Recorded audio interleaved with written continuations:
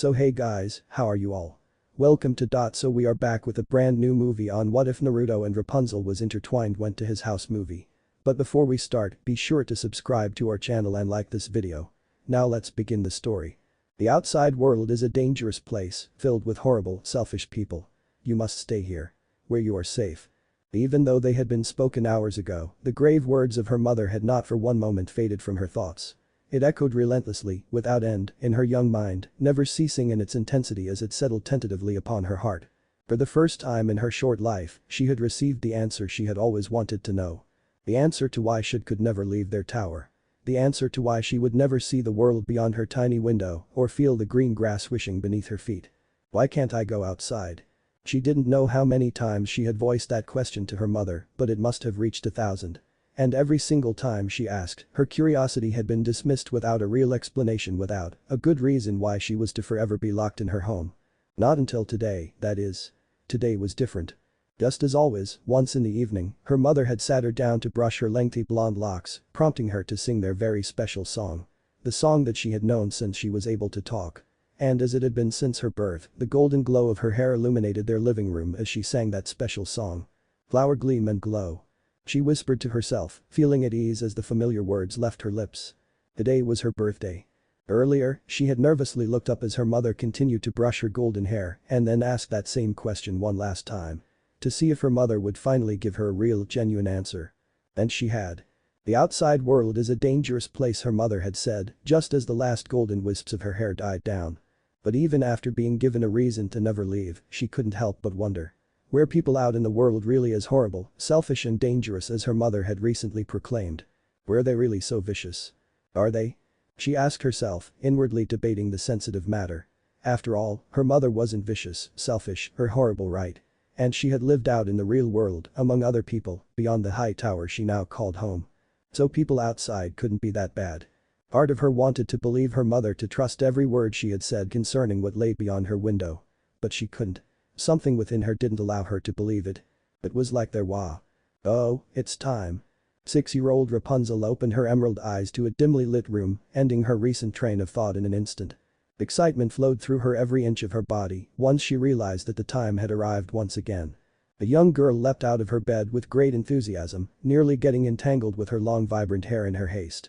She landed on the floor as softly as possible, eyeing her first destination. The door. She crept slowly, silently, to her door, feeling the soft carpet swish beneath her feet, feeling her long hair gliding across the surface of the floor. That door was the only thing she could use to leave her room. Without it, she would always be in here, locked away, looking out her tiny window, wishing, dreaming that she could get a better look at the event that was to come. Thankfully, her mother wasn't that protective and she let her move about freely. Only as long as it was within the tower's walls. Snapping back to reality, she hadn't even realized she had left her room until she heard the soft breathing of her mother. She was sleeping. Her own door opened widely, just in case she would need to quickly get to Rapunzel in the event of an emergency. She stopped her movements abruptly, only inches from her mother's open door. Before her was a hall that led to her final destination. Here comes the hard part. She thought, nervously fidgeting in place. If she woke her mother up, then there was no question that there would be punishment in store for her. Even if it was her birthday, her mother was still very strict about almost everything she did. She sucked in a deep, shuddering breath and moved as silently as she could. The wooden floor underneath her was hard and unstable, and she always hated trying to sneak across because most of the time there was this annoying little sound. Creak. Rapunzel froze in place, heart pounding hard against her chest, thudding in her ears as the high-pitched sound filled the air. No. Her mother shuffled in her bed. Rapunzel could feel her little hands shake. That was it. She would be in trouble soon, punished for disobeying her mother and not going to sleep. A tense moment passed. Followed by another. And another. Nothing. No more movement from her mother's room. No angry words streaming from her mother's mouth. Just silence. She turned her head to the open room, chancing a tentative glimpse at her mother. Relief washed over her and she could feel a small smile tug at her lips. Mommy's still asleep. Thank goodness. She let loose a silent, reassured breath before creeping past the open door with a lot more gentleness than before. Once as far away from her mother's room as possible, little Rapunzel broke into a fervent run, stopping for nothing until she reached her favorite place in the whole tower. The window. She opened it gently, tugging on its handles softly. And gasped. Her eyes shining with amazement, she leaned closer, taking in the sight before her. The sight she had waited a whole year to see. The floating stars. She sighed happily. They came only during her birthday and it made her feel special as though they were meant for her to see. She couldn't explain it, but she just knew they were hers to enjoy. And no one else's. Golden stars floated freely in the night sky, filling the blackness of space with beautiful twinkling stars. Were they stars? Rapunzel could only wonder. They looked stars, but they moved and acted with the wind. If only she could leave this tower for one night, just one night, then she would be able to see what they truly were. Stars? Or floating lights? Rapunzel didn't know how long stood there, watching the beautiful glow of the night sky, but it felt like hours. And when sleep finally started to overtake, she yawned, her mouth parting widely as she rubbed her eyes with tiny hands. Even though she didn't receive many things for her birthday, she could confidently say that this was the best one out of any. Just as she decided to close the window and head back to her room, strange sounds reached her ears. She froze in place, listening intently for anything that could aid her in deciphering the new sound. They sounded like grunts. Grunts of effort and pain. Her heart pounded hard once more. Was someone trying to enter the tower? For the first time in her young life, true terror filled her entire being, so much so that her legs felt heavy and her hands trembled at her sides. Someone was trying to enter the tower. Someone was trying to enter the tower. What do I do? She asked herself, turning to look behind her. What do I do? Should she tell her mother? Or try to prevent the person from entering? But if she told her mother, she would be in major trouble. But if she didn't, there would be potential danger. If she tried to stop the person, she could get harmed in the process. Yet, before any of that, she had to first of all move. But she couldn't, her body and mind were stricken with fear, freezing her entire being in place. The grunts grew ever louder and ever closer. Am I going to die? She could feel tears in her eyes, threatening to fall as a bloody hand burst through the open window. Her heart nearly stopped as she jumped back in alarm. Ugh. She heard a grunt and then another hand reached for the inside of the window, trying with great effort to pull its owner up and into the tower. Who's T there? Her voice was barely a whisper. Yet the person behind the window didn't respond. She was about to scream at the top of her lungs for her mother, but the words died in her throat when a person's face became visible. This person looked small, young, and in pain. They pulled themselves through the window and collapsed at her feet with a pained groan. The first thing Rapunzel noticed about the intruder was his hair. It was as bright as the sun, spiky and messy, and matted with blood. She turned her face away for a moment, alarmed by the sheer amount of blood that covered the stranger. Even then, she couldn't keep her eyes away for too long. Her curiosity overtaking her fear. And the next thing she saw was his face, the face of a man. No, the face of a boy with peculiar whiskered cheeks. For reasons she could not explain, her own cheeks warmed up at the sight of his face. She couldn't explain it, but something about his face made her body feel warm and her eyes unable to look away. The outside world is a dangerous place, filled with horrible, selfish people. The words of her mother echoed in her head once more. But she ignored them, pushing them far from her mind and focusing on the young boy panting and bleeding at her feet. He had on a cloak, she realized. His face was scrunched up in agony, his hands clenched tightly at his sides. He had a golden breastplate around his chest and a menacing sword in its sheath. Who is he? Rapunzel thought. Had this boy actually climbed up the 100-foot tower on his own? The blonde male finally looked up at her with desperation and disorientation in his gaze. And when she saw his deep, sapphire eyes, her heart skipped a beat. Even though he only looked a few years older than her, his eyes, his big sea blue orbs looked far older and sadder than they should have. As though he had constantly lived through horrible things and never had any rest. Please, help. He wheezed out, saying something for the first time, looking up at her hopefully. She stepped back unconsciously and watched as disappointment filled his gaze. I. She stammered, her hands tightening around her pink dress. Filled with horrible, selfish people. Should she help him? Or go tell mother? If she told her mother, she would most likely throw the boy out into the cold, dark night. Where he would die. Die. Did she really want him to perish? To die without being given a chance? Of course not. She knelt down at the boy's side, surprising herself as much as she did him. And for the first time in her life, Rapunzel truly went against her mother's words. She would help this boy, who came from the world beyond their tower. The night air was dry, almost suffocating, heavy with the bitterness of blistering cold. It was a cold so unnatural for this time of year, so biting and chilling that it sent shivers down his aching spine. The world around him was dark and still, peaceful, undisturbed by the horrendous battle that had occurred just moments ago and concluded even quicker than it had begun. The young boy quivered with fear and pain, apprehension clouding his mind, agony gripping his body. He could barely move, let alone think. His body beaten and battered, pierced and bruised, he struggled to lift his trembling legs for even a single step. Not only was his body weary, but also his mind. He could hardly keep his eyes open a second longer because he had been awake for what seemed like days, never stopping, always moving, fighting for himself, as well as for his people. He was young, too young, far smaller than the soldiers in his unit, but still stronger than 10 grown men at once. His heart ached for those he'd lost, eyes burning with unshed tears. But they didn't fall. In the back of his mind, there was something that made him unable to shed a tear. As though long ago he had fought in countless battles that had taken every tear from his eyes. And he had. This night was not his first taste of battle. No, this was just one of the many he had lived through. Joining the army at a very tender age, for the sake of his kingdom and due to his special gifts, he had been thrust into a world in turmoil. War was looming at every corner, his very home falling into a state of vulnerability. And tensions had finally reached an all-time high, prompting war to break out between his homeland and the foreign land he now inhabited. He thought it was stupid, all this bloodshed and tension, just over matters that dated back centuries ago. How two kingdoms could be at each other's throats for so long, he could only wonder, and it was all because of some flower with unique, perhaps magical properties, apparently stolen from his home to save a single person's life. The young boy trudged on silently, pushing the thoughts away from his mind. Whatever the reason for the two kingdoms' disputes, he didn't care, as long as his home was safe. As long as they're safe. Every step he took was sure, his legs buckling beneath him, struggling to support his armored body. For a moment he contemplated removing the breastplate latched onto his chest, but decided against it. It was the symbol of his home, bearing the sign of a leaf in the center, something he was never to remove in the face of danger or battle. Around him was nothing but dense, leafy forest. The grass was overgrown, the trees reaching high into the night sky.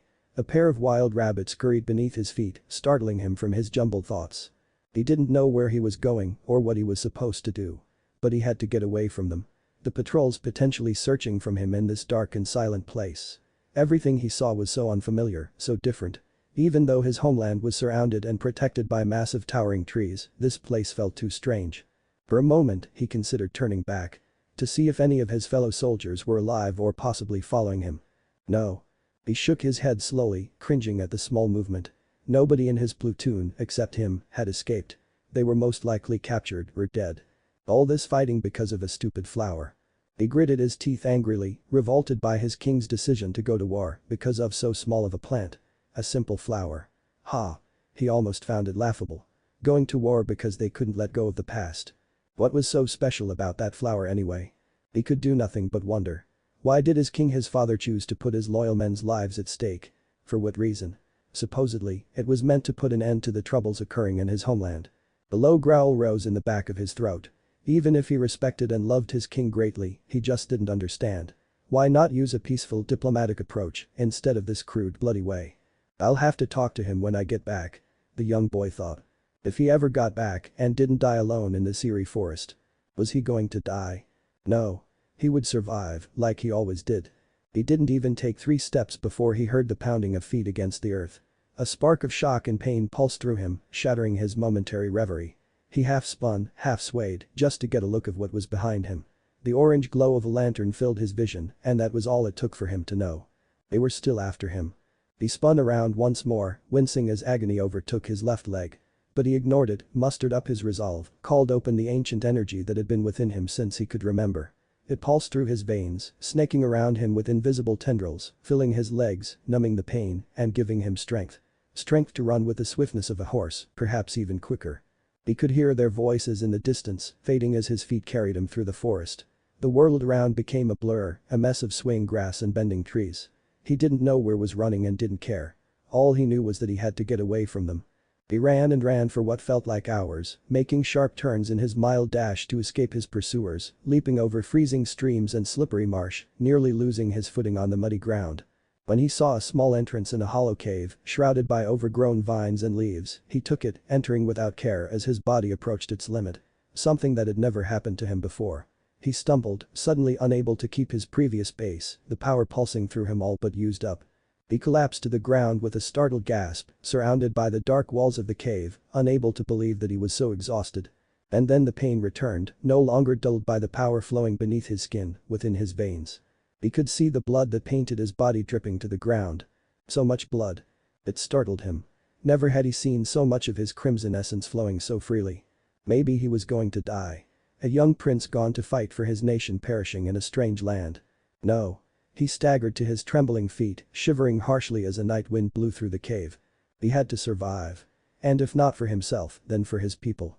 For his mother, who so desperately needed him. He would not give up. When he pushed away the vines and leaves that covered the other side of the dark cave, his eyes instantly went wide with surprise. A tower. Truth be told, before him was a tower reaching high into the night sky. It was a beautifully designed structure, undoubtedly constructed to protect and keep intruders out because he could see no stairs to aid someone in their ascent up the tower or their descent to the earth below. He did know how he was going to do it but was going to have to get up there if he wanted to live. Even then, there was no guarantee that help would be found in the confines of that tower. Yet he trudged on. His vision was blurring so much that he could barely see the striking details of the tower. The grass beneath him was slick and moist. The roar of a waterfall not too distant reached his ears. If he weren't in such dire straits, then he would have paused to admire it. For what felt like hours, he moved closer and closer to the tower, mind and body slowly shutting down. "I'm not gonna die." He repeated to himself. "I'm not gonna die." It kept him going, kept his mind active. And when he finally reached the tower, felt the icy touch of the stony surface, he collapsed against it, panting and heaving with exertion. He didn't fall however, only leaned against the tower, using it to support himself. His dimming eyes traveled to the very top of the imposing structure, the only place where entry could be granted, and his heart sank with despair. But so high. It had to be well over 100 feet, perhaps over 200. His eyes hardened with determination. He would never give up. Not now, and certainly not later. Before he attempted such a climb, something strange captured his attention. Something he had only heard of but never actually saw. He painstakingly turned his head so that he could peer into the night sky. Golden lights filled his senses, light so beautiful and captivating. They floated freely in the dark sky, shining brighter than any star and moving as gently as snow fluttering in a breeze. His eyes went wide. The lanterns. He thought, truly in awe of the spectacle occurring before him. He had heard about this event so many times, but had never seen it. From what he knew, it took place every year because of the mysterious disappearance of the princess of this land. It was strange, yet admirable, that this nation would still do this even though they were at war. He watched for a moment longer more before returning to the matter at hand. Climbing this tower. He rose his trembling hands to the chilling stone exterior and focused. He felt it. A spark in his abdomen, a warm churning in his stomach. He called upon this energy one last time. His inner energy. His gift from birth. His chakra. It filled his hands and feet, steadily supplied by his stomach, using the last bits to save his life. He climbed the tower like a spider, limbs sticking to the surface without slipping. He grunted in agony and effort, left leg and right arm protesting his movements. He could feel the last bits of his strength fading, his eyes closing, heart thudding hard against his chest. He climbed and climbed, never stopping, never giving up. Until he reached the top, his energy finally ceasing. No. He slipped. His limbs unable to stick to the surface any longer. Before he could fall, he reached out to grasp the inside of the open window. Ugh. He grunted as he caught himself with a single hand, holding his body weight with one arm. Then using another hand, he finally pulled himself through the massive window, expending the last of his energy and collapsing into the tower with a groan. Pain snaked up his body from the sudden fall. His back arched in agony. His fist clenched at his side. When the pain faded, he looked up and his heart leapt with surprise and optimism. Before him was a girl more beautiful than any he had ever seen. She was young, younger than him, her long blonde hair falling to her feet. The length of her hair reminded him of his mother. Her emerald eyes were filled with uncertainty, her hands clenching into fists. "Please, help." He spoke, using his voice for the first time. She stepped away from him and disappointment filled his gaze. She began, unable to form a single sentence. Maybe he would die after all. Even after all his troubles, he would die at the feet of this girl. But to his utter surprise, she leaned down next to him, the warmth of her body reaching him. He didn't know why, but he felt safe with this girl, content and sheltered. And for the first since entering this strange land, Naruto truly felt safe. "I can't believe I'm really doing this." Fear and excitement coursed through every fiber of her being, dissolving her innate inhibitions, sending shivers tingling down her spine, and her stomach fluttering with anticipation, the anticipation to finally help someone, to actually help someone other than her mother. But if she said she wasn't terrified, she would be telling nothing but lies. She was absolutely frightened, looking down at his injured form. She knew she was taking a huge gamble by helping him. Would he be nice or hostile? Would he talk to her? Become her friend, perhaps? Her heart raced at the idea alone. Someone her age, speaking to her, relating to her, telling her of the world beyond the tower. Not now. She shook her mind clear of those thoughts. Right now she needed to help him, whatever the outcome may be. Rapunzel knelt at the boy's side, looking down at him tentatively, uncertain of what to do and what to touch. Her cheeks burned, face flushing with embarrassment as she stretched out shaky hands. She had never put her hands on anybody but her mother before. And especially not a male or a boy who looked so close to her in age. She looked at his face once more, heart fluttering at the sight of his angular visage. What was it about this boy's face that she couldn't get over? That she couldn't turn her eyes away for a single second? It was strange. She felt so drawn to him. Like she had been destined to meet him. Was it his peculiar whiskered cheeks? Or his bright blue eyes? Arg. His cry of agony returned her to the task at hand. She needed to focus and ignore the fact that he was the first person save for her mother that she had ever seen. And when she looked down at him once more, her eyes went wide with alarm and dread. His skin looked too pale, the light in his eyes slowly but surely leaving him. He was dying, shivering harshly against her body, his exposed flesh cold to the touch. If she didn't do anything soon he would leave this earth even quicker. She nervously leaned closer to him. I am going to help you, okay? She cursed the slight waver in her voice. She couldn't show him fear. The young man nodded slowly, his gaze locking with hers in gratitude. If anything, Rapunzel was truly surprised by the fact that she could ignore the blood on his body. She had never seen so much of it, but she still didn't care. If seeing blood meant that he would live, then she gladly welcomed the sight. Can you still stand? She asked carefully, hoping she wasn't demanding too much of him. He nodded once more. And slowly, tenderly, she wrapped her arms around his armored waist, cheeks flushing red due to the closeness of such a position. Despite this, she still managed to help him to his feet. His left leg trembled uncontrollably, a deep gash painting his dark pants red with blood. She ignored the gruesome wound, while wondering who would injure a person so young. Was the world outside her tower so harsh that even children like her were fair game for those larger than them? He wrapped his left arm around her shoulder. She gasped as his weight pushed down on her, her own legs buckling beneath her, struggling to support his heavy body. Rapunzel grit her teeth in determination. She had to get him to her room first. At the moment she could do nothing to help him because her mother was still sleeping a few meters ahead of them. And if her mother awoke because of them? She didn't even want to think about the consequences. Not only for her, but for the strange boy dying by her side. Thank you. Rapunzel started at the sound of his voice, surprised by how soft and innocent it sounded. She whispered, for what? Even in the dimness of the tower, she could see his features curl into a small smile. For not, he coughed, for not leaving me to die. His words were genuine. She could tell. Her eyes found his in the darkness. Emerald meeting sapphire. She soon found herself staring and froze, swiftly turning her gaze away in embarrassment. It's okay. She replied. They moved on the rest of the way in silence, her legs already burning with exertion. With all that armor he had on, it was a wonder how she could even support him. Why is it dressed like that, anyway? She wanted to ask, but the words never left her lips. Now was not the time to be asking such questions. His life was practically in her hands. He was depending on her. Needed her. So the questions would be for a later time. Who do you live with? Rapunzel stiffened at the question. My mother, she lives with me. For a long while they walked through the hallway that would have taken her moments to cross alone. Rapunzel could feel her heart rate rise. They were approaching her mother's room. The very room she hated sneaking past. It had been hard enough crossing it on her own. But now, she was practically carrying someone. Maybe this had been a bad idea from the start. The way she saw it now, things could only end in a disaster. Her mother would soon awake, punish her, and throw this boy out into the dark night. But no matter the odds against her, she just wouldn't give up and let this boy die.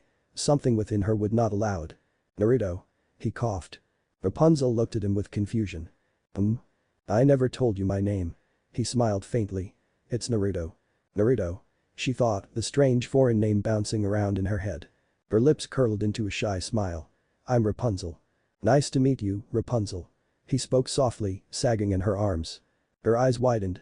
Please don't give up. We're almost there. It was as though her words renewed his strength because he stood up once more, right arm wrapping tighter around her shoulder. When they reached the side of her mother's open door, Rapunzel stopped abruptly. Naruto groaned lightly at the sudden stop but didn't complain. Why would he? She turned to him with a fearful look. My mother, she began. She won't like it if she sees you here. So we need to be super quiet or we'll be in trouble. Confusion spread across Naruto's features, his dim eyes widening. But. Rapunzel cut in, whispering. Please believe me. She begged. I can help you if we get to my room. A lingering pause followed. And then the blonde stranger nodded. Okay. She nodded as well and made the first shaky steps past her slumbering mother's door. She was tense, body moving slower than ever before. Naruto followed suit, walking as stealthily as an injured person could. Creak. The sound rang once more, yet she didn't stop. Creak. She moved on. Creak. Rapunzel didn't look back as they finally made it past the open door. She waited for a moment, listening intently, waiting to see if her mother had finally awakened. Nothing.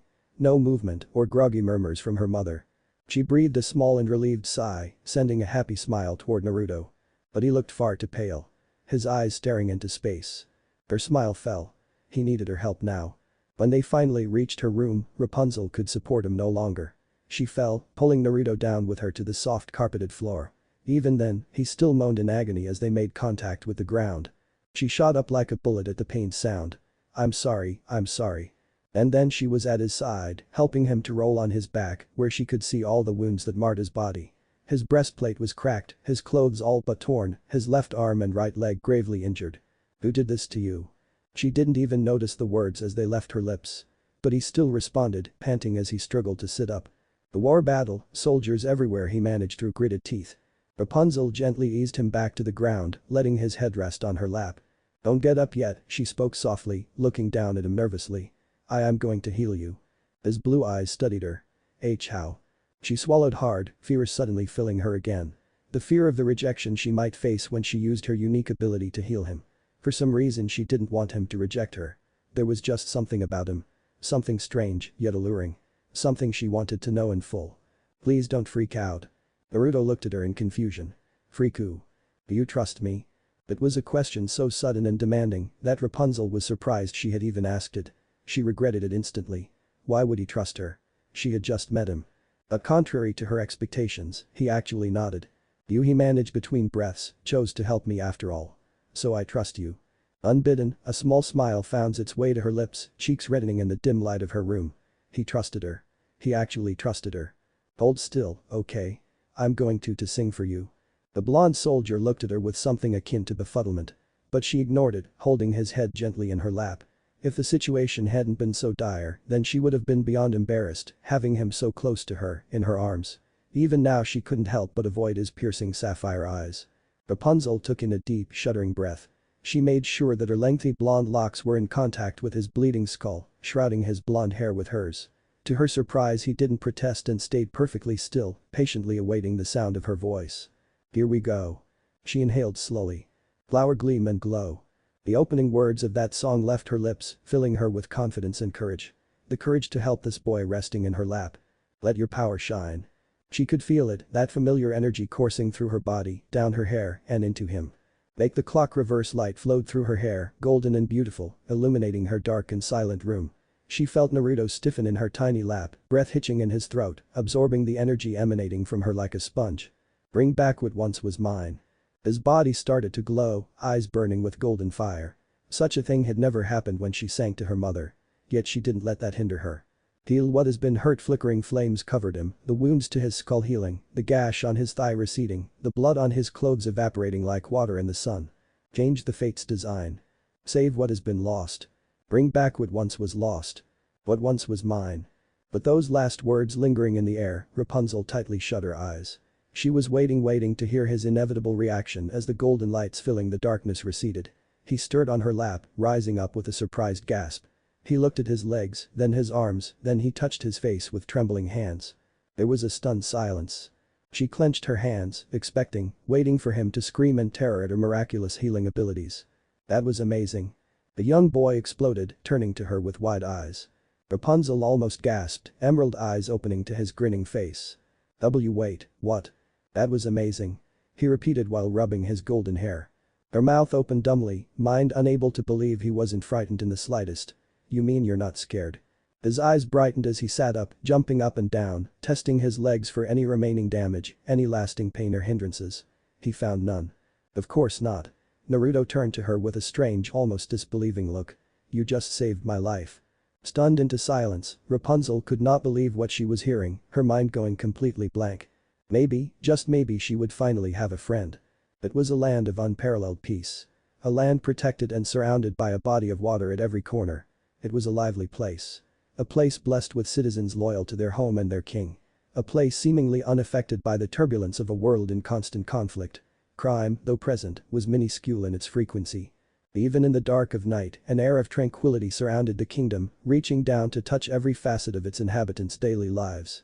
Children had no fears when they played in the streets, dancing and running without a care as the older, matured adults worked tirelessly to improve their beloved home. The sky tonight was dark, the clouds non-existent, allowing beautiful golden stars to be glimpsed with the naked eye. But these glowing embers were no normal stars. They were man-made, constructed in the thousands and released into the night sky simultaneously. All for a single person. But the hope that she would see these lights and one day return to her rightful home. Lanterns. They floated freely in the night sky, commanded by the wind, covering the kingdom in such a beautiful golden glow that none could resist the urge to stop and observe the majesty of such an event. The king of Corona closed his eyes and let loose a weary sigh. 9 years. It had been 9 years, and he was starting to lose hope. He hated to admit it, but deep within his heart something was growing from the smallest spark of uncertainty and blossoming into that which was hated by all kings. Doubt. Would they ever find her? His daughter. His beautiful, lovely daughter. Rapunzel. He didn't know. And above all things, he hated being left in the dark. He despised not knowing. Detested being without an answer. Her delicate features were still clear in his mind, as though she had disappeared only yesterday. Her striking golden hair had never left his thoughts. How could it? She was the most beautiful child he had ever laid eyes on. His firstborn. His own flesh and blood. Darling.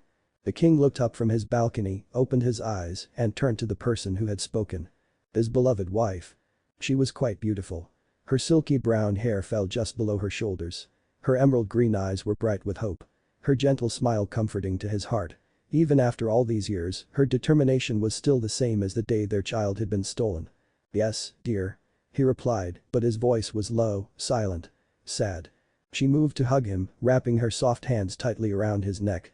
Don't lose hope. We will find her. He smiled faintly and let her lean into him, his hope restored. She'd always had that effect on him.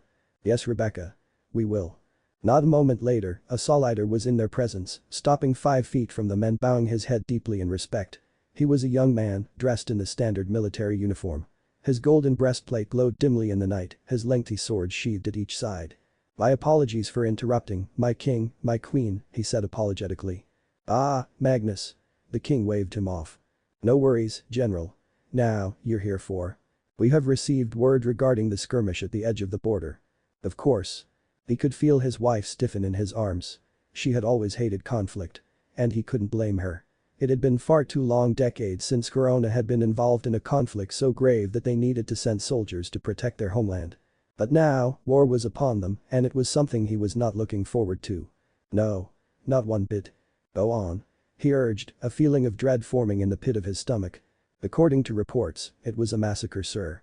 The king sighed heavily, holding his wife closer. How many did we lose? Nearly a third of those sent to protect the border. Grief gripped his heart. A third. So many young souls already lost. And this was just the first battle. Just the beginning. What about them? He asked. The general spoke as though he had been there, fighting alongside his brothers in arms. They fought to the last man. Even though they were outnumbered 3-1. So persistent. Even with the odds against them, they still fight. Magnus, were there any survivors? Queen Rebecca questioned. And when Magnus shook his head, her emerald eyes grew sad. Very well. The king intoned, looking down at his wife. He had to be strong. For her and for his people. We will discuss this in detail first thing tomorrow morning. Corona will stand firmly against Konoha. Yes, sir. The general bowed, yet he did not turn to leave. Remembrance entered his eyes a moment later. But there is a problem. The king rose a brow. A problem, you say? My apologies, my queen. I remember now that there was a survivor. And he alone is the problem. Naruto didn't know what to say when he felt her soft, gentle hands caress his pounding skull, bringing it slowly to her warm lap. Initially, he stiffened at the sudden contact, but relaxed a moment later as realized her actions held no hostility. And that her intentions were pure. He closed his eyes without a care. Without any caution. He hadn't felt such gentleness in a long time. Not from his busy father. And certainly not from his dying mother. He sighed softly and let his mind drift in the stillness of the room. Who was he? That was a question he always asked himself. The question he used so that he never forgot who he was.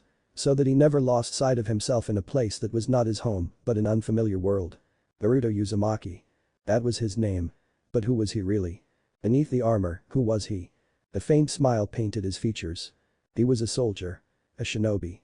The weapon forged to protect his home. The prince destined to rule his people. He was by definition, royalty. People had always been around him. But that didn't mean he'd had the carefree, sheltered childhood most children of royal descent received. His father was a kind, brilliant man who had raised him from birth with the intent that he would one day succeed him and bear the title and responsibility of king. But discovering at tender age that he was special had altered his entire life. When he was only 3, he had found that he possessed abilities beyond that of normal humans. Abilities that would thrust him into a world too harsh for a child his age. His father had fought vehemently against the councils and his very own advisors' insistence on training him for the army at the age of 5, but he had been reluctantly convinced. Because his home needed his power to protect from those who sought to bring it to its knees. It was a heavy weight to carry. He had at many times in his life nearly crumbled from the pressure. And fighting to kill, he realized, brought with it the worst feeling. A hollow feeling that never quite left. But he could never bring himself to blame anyone for his hardening experiences. Konoha was almost always at war. His home possessed a great number of natural resources that was coveted by nations of all sorts. They were always threatened. Always wary of conflict. And always prepared to fight. His smile widened slightly. If anything, he was happy to defend his home. Happy to protect those he would be ruling over. Happy to be fighting for his mother. Don't get up yet, the girl named Rapunzel spoke softly, looking down at him, her gentle voice ringing in his ears. I'm going to heal you. Oh. That's right. He had nearly forgotten where he was. He was in Corona. In a tower. In her arms. But when he came back to awareness, the pain he was feeling before returned, intensifying greatly. He gritted his teeth, painfully moving his head so that he could see her face. She was pretty, he realized. Within a few years she would blossom into a beautiful woman. Her big green eyes were wide and fearful, yet they still contained true concern and compassion. But if there was one thing that he found truly unique about this girl, it would be her hair. Her bright, soft golden hair. Never had he seen such hair. So long and vibrant. Even against the darkness of her room, it seemed to sparkle with golden light. How? He struggled to speak, wincing at the agony in his leg and arm, wondering just how she was going to heal him. He could see her swallow with fear. In her eyes he could see the fear of rejection, the fear of being different, of being unique. A fear that he had felt when he first discovered the difference between himself and those around him. The fear that he might still feel. Please don't freak out. Naruto managed to raise a brow, confusion overwhelming his senses. What did she possibly think would scare him? After his 6 years in the army, nothing seemed to scare him anymore. Riku. Do you trust me? She asked quickly, cutting him short. Trust? It was a strange question. A sudden question. Did he trust her? Of course he did. Why wouldn't he? In the land that was not his own, she was the only one so far that didn't want him captured or dead. She had helped him. At great risk to herself. She didn't know who he was or where he came from. You, he managed between breaths, chose to help me, after all. So I trust you. A small smile found its way to her lips, cheeks reddening in the dim light of her room. Naruto too felt a grin tugging at his lips. Her smile was so infectious. It reminded him of his mother's gentle, loving smile. Even as she lay in bed, drained of all strength, dying from an unknown ailment, she still managed to smile whenever he was in her presence. Ha-chan. Rapunzel held him tighter. Hold still, okay? I'm going to sing for you. Naruto blinked. Sing. He painstakingly craned his neck so that he could see her face, searching her eyes for any sign that she was joking. He found none. Rapunzel took a deep breath. She leaned in closer to him. So close that her forehead made contact with his. Her long golden hair fell over her shoulders, covering his face like a shroud. He took in a breath of air, inadvertently breathing in the sweet scent that flowed from her hair.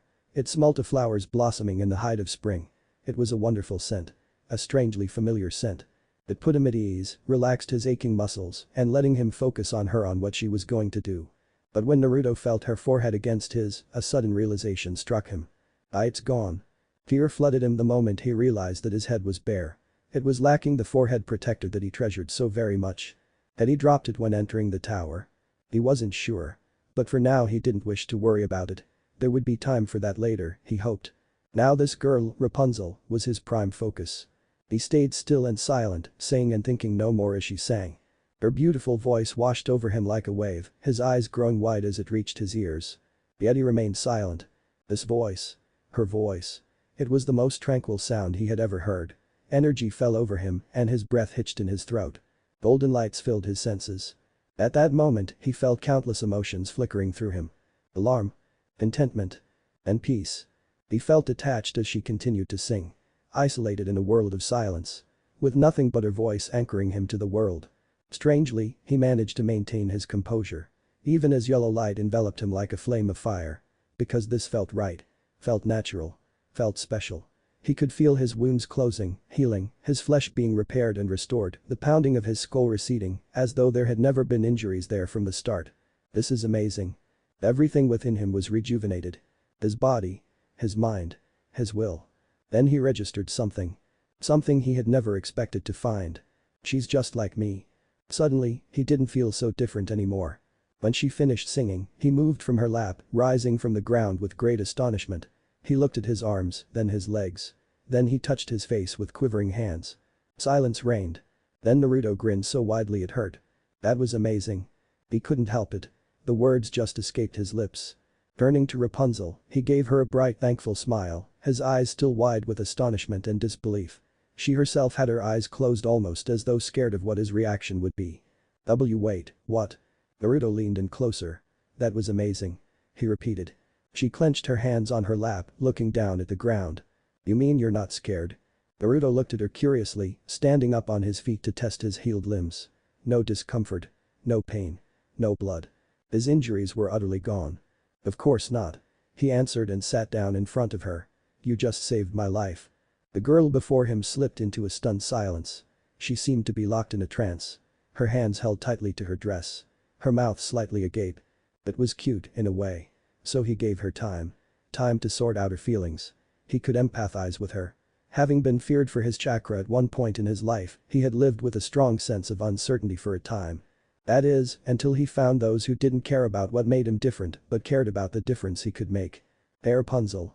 The blonde girl jumped, mouth shutting with a snap, a pink tint painting her cheeks. Sorry, it's just that. You really thought I'd be scared, didn't you? A tentative nod answered his question. He smiled softly, closing his eyes for a moment. Well, I'm not. And trust me, I've known the feeling many times. Rapunzel sat up and smoothed the wrinkles from her pink dress. What do you mean? Naruto shook his head slowly, rubbing his hair sheepishly. He had almost expected to feel blood on his blonde locks. But to his surprise, it was dry. Clean. Don't worry about it. He told her and stretched out a hand. Rapunzel eyed him curiously, glancing at his hand innocently. The blonde soldier blinked. Huh? Did she not know of a handshake? Perhaps customs in Corona were far different than he'd imagined. Unable to resist, he laughed lightly at her honest naivety. Rapunzel pouted and crossed her tiny arms. What's so funny? Sorry, he snickered. It's nothing. Just that in my hometown, we introduce each other by shaking hands. Oh, she looked down. Then slowly stretched out a hand to him. I'm Rapunzel. Naruto smiled brightly, took her hand in his, and they shook. Well then Rapunzel, I'm Naruto Uzumaki. And I. Flower. Are you still up? The voice came suddenly. So suddenly that Naruto stiffened. Rapunzel's eyes went wide with alarm, her mouth opening in fear. She looked behind her, to her closed door, then to him. He could tell by her expression that she did not want the person who had just spoken to discover what she had done, the fact that she had let him into her tower. Your mom?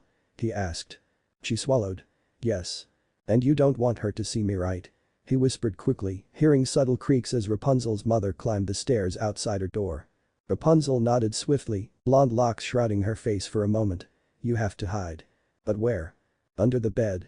Before he could comply, she grabbed his arm and pulled him from the floor and to the bed. Come now Rapunzel. The voice of her mother reached her ears. Rapunzel's heart raced and she pulled her purple covers tightly over her chest. The woman known as Gothel, her mother, slowly opened the door to her room. The decorative door slid open without a creak and in stepped a woman with an oddly pale complexion, dressed in a crimson sleeping gown. I know it's your birthday, but you still have to sleep. Rapunzel tightly shut her eyes, hoping that she would be able to fool her mother into thinking she was asleep. But her mother never seemed to be fooled. I know you're awake. She said knowingly, carrying a small candle in her hand. The light filtered through her covers and Rapunzel sighed with defeat. Oh, no fair, mother. Rapunzel grumbled, pulling her sheets down so her face could be seen. You cheated. Cheated? Gothel chuckled and moved closer to her. Yeah, Rapunzel pouted. The candlelight gave me away. Below her underneath her bed was the boy she had just healed. Naruto. Even as she spoke, she couldn't keep the slight waver out of her voice. If her mother found out about him, then she would be in big trouble. And she didn't want anything to happen to Naruto, either. He was nice. He had seemed rather happy when she sang for him. He didn't seem to want to cut her hair. And he didn't have pointy teeth like her mother had once said men had. "Oh, Flower." Her mother sat on her bed and turned to her. Rapunzel felt her heart flutter with fear. Hopefully Naruto had hidden as far away from her mother's legs as possible so she wouldn't accidentally kick him. "How did you know I was awake?" Rapunzel asked innocently, looking up at her mother with genuine curiosity. "Well," Gothel smiled. "I was going to fetch a glass of water when I heard you exclaiming something." Oh, Rapunzel hid her face in embarrassment. "Sorry, but I was reading one of the books you got me." She closed her eyes tightly, hoping her mother would believe her fabricated explanation. Because that hadn't been Rapunzel's voice, but Naruto's.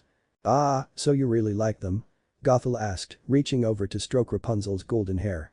"Yeah, I did." She sighed softly at Gothel's touch and leaned into her pillow. "Mother?" "Yes, Flower?" "I?" "Rapunzel, you know how I feel about the mumbling." "Well, it's just." She began, a question arising in her mind. Are men really bad? But decided against asking it. She already knew what the answer would be. Never mind. Gothel looked unconvinced, raising a thin brow, but dropped her interest in the subject. "It's quite past your bedtime, Flower. You should sleep." Rapunzel nodded slowly, yawning. She had to admit she was very tired. But couldn't sleep just yet. "Do you need me to stay until you fall asleep?" "Mother, I'm not 4, you know." She pointed out with a childish huff. Gothel stood up with a smile, hands still gently stroking her hair. "Of course not. You're 9 now. Good night, Flower." "Night, Mother." The door to her room closed with a silent thud. When Gothel was gone, Rapunzel relaxed in her bed. She almost looked under it to tell Naruto that it was safe to come out. But she decided against it. She had to make sure her mother was asleep, even if that meant she would have to wait a bit.